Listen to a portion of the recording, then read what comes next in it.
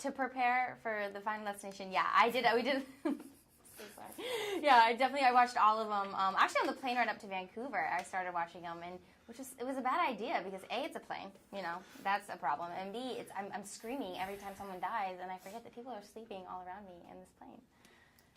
Yeah, I had seen all the films growing up, so I knew exactly what I was getting into. But you have to do a little bit of a marathon, which is a heavy diet of deaths. And you try to watch them in all one day. That is, it's almost too much. Yeah. Nice alliteration.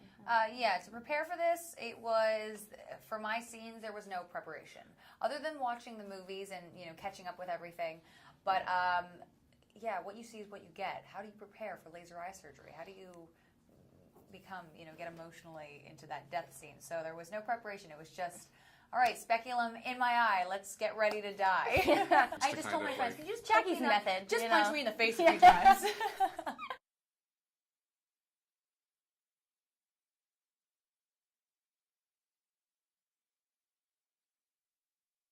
We shot my death scene for one of the days. The first day was from 6 p.m.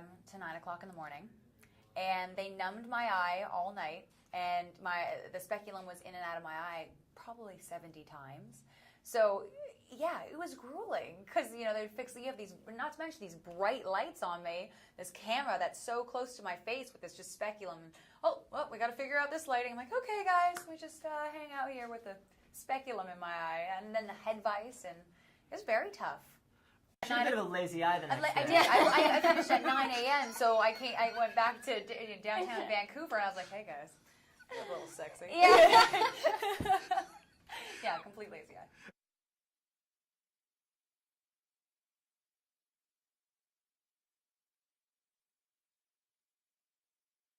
It was exciting, actually, because, again, I'd seen all of these films, and I knew very much the rules of Final Destination, and so this is a bit of a new element to the franchise, someone that tries to change fate.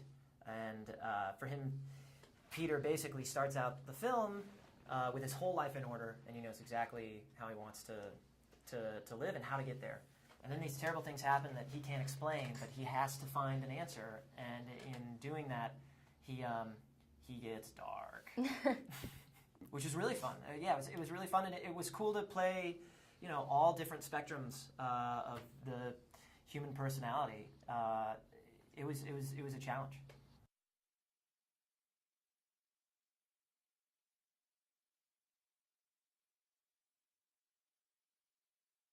I used to be a gymnast for 13 and a half years, but the day I got the part, I went straight to a gym, put on my grips for the first time in 6 years, and I was like, let's see what I can do. And it wasn't much, Stevie, it was not. So I decided to spend like about 3 weeks just building up my muscle. So I just conditioned for like an hour in the morning, an hour at night. And then after 3 weeks, I was like, okay, now I built up this muscle, like let's see what tricks I can still do. And so I started doing 3-hour workouts about 5 or 6 days a week. And it didn't all come back, but a lot of it came back. It was pretty exciting.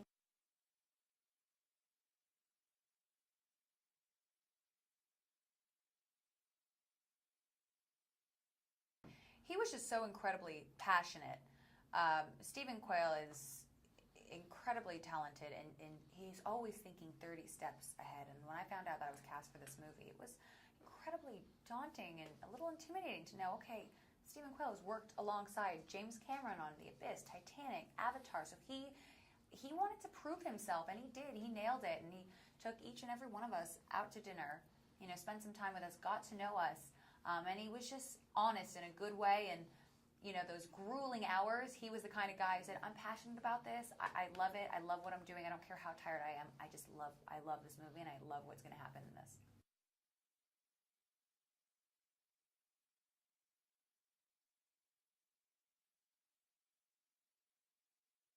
The first thing that he did when we all arrived in Vancouver was he took us to the headquarters of the production studio offices and showed us this previs, which is basically computer animated sequence of that first 10 minutes. So even though we're all kind of stick figures, he showed us exactly how, because you read the script and it's then this piece drops off, then that piece drops off, and then somebody's running, and then you think, okay, well, how's this really going to look? And from that minute on, we knew we were in good hands. his energy and enthusiasm is just infectious. I mean, he's a self-proclaimed geek in all of this stuff. So it was great it was a nice peace of mind knowing that he was definitely going to do it right, and we just followed orders.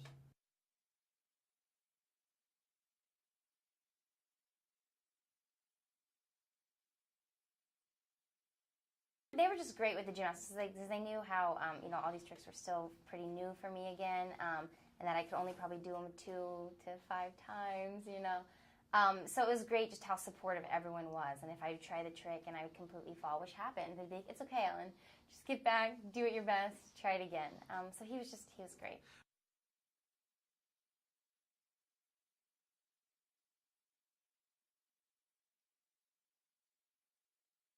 FD4 in the pool with that boy who gets, let's just leave Arlen it said at that. this. It's so gross, right?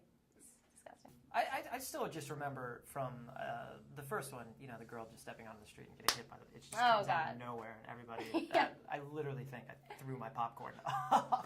That one always haunts me.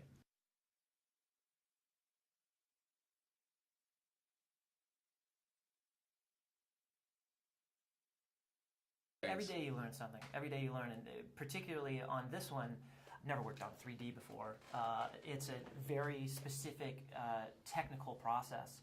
So just seeing how, one of the things that I learned from Steven and all of us just shooting in 3D is you have to be super specific with depth, obviously. So moving just a little bit can throw everything off kilter, and then you can't use that, which is different from kind of traditional film.